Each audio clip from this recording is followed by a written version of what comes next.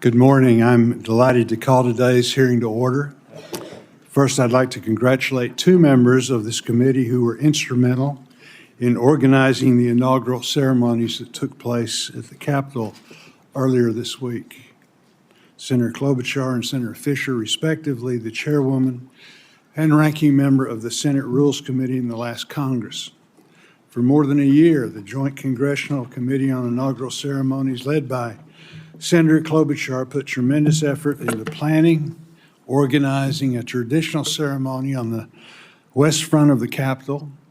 As you know, those plans had to be set aside at the very last minute because of the bitter cold for the more intimate gathering inside the rotunda that we witnessed on Monday. Thanks to her efforts and without missing a beat, our nation's tradition of peacefully transferring power continued, and the President was sworn in on the 20th of January as required by the Constitution.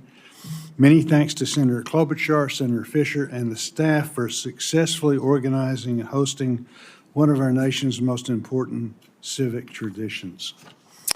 I would also like to congratulate Senator Klobuchar on becoming the ranking member of our committee. I've worked closely with her over the years and look forward to continuing our partnership. I visited Minnesota with Senator Klobuchar in the spring of 2023 and met with farmers with the Gopher State in similarly cold weather that we're experiencing today, only it was in May. I greatly enjoyed the opportunity to hear those farm families. I look forward to hosting her in Arkansas in the not too distant future.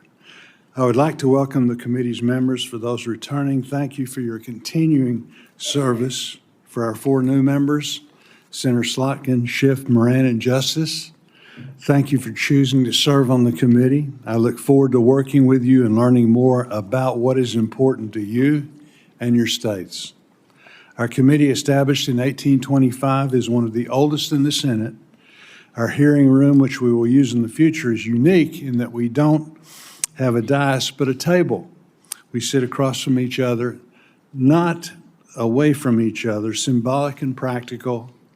I look forward to convening many meetings in Russell 328 in the coming years for us to work together and address the concerns of our farmers and ranchers and rural communities and those needing assistance. As the chairman, my door is open to every member of this committee. The fundamental purpose of our committee is to solve problems and help our citizens. I welcome you to share your ideas, concerns, and your solutions. Agriculture is not partisan. We all care about our nation's farmers and ranchers. The state of rural America concerns us all. We all believe that no American should be hungry.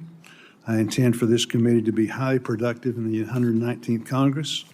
Working together this year, we will pass a farm bill that will meet the needs of our farmers for today and for the future. This morning, we can meet to consider the nomination of Brooke Rollins of Texas to be the Secretary of Agriculture. Ms. Rollins, congratulations to you on your nomination. You have been nominated at a very challenging time for America's farmers. The cost for fuel, seed, and fertilizer remain high. Interest rates are also very high and continue to be high. Farm gate prices are low. Farmers everywhere are losing money on every acre they cultivate, while farmers in certain parts of the country are losing hundreds of dollars per acre. Thankfully, Congress responded at the end of last year and provided a bridge to help ensure producers could plan again this year. Delivering this economic assistance to our farmers will be one of the major tasks you will be faced as Secretary. But as I mentioned, this was only a bridge. It was necessary because the safety net our producers have counted on in the past no longer works. I look forward to working with my colleagues in this room, across the Senate, and with you to help create a farm bill that meets the realities of modern-day agriculture. Beyond the economic strains our farmers and ranchers feel, I believe our producers want an improved relationship with USDA. They want to know USDA has their back and is helping them with the tools and support needed to successfully and profitably farm and ranch, rather than coercing them into production practices that don't work for their operations.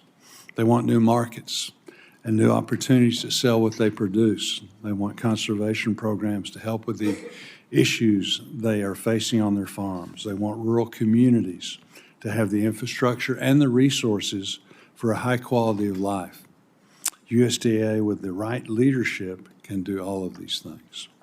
Beyond agriculture production, USDA is a land manager, research institution, food regulator, protector of animal health, and rural lender. There is very little USDA doesn't touch or have an impact on. All of these resources and abilities can be used to improve the quality of life, not only in rural America, but all of America.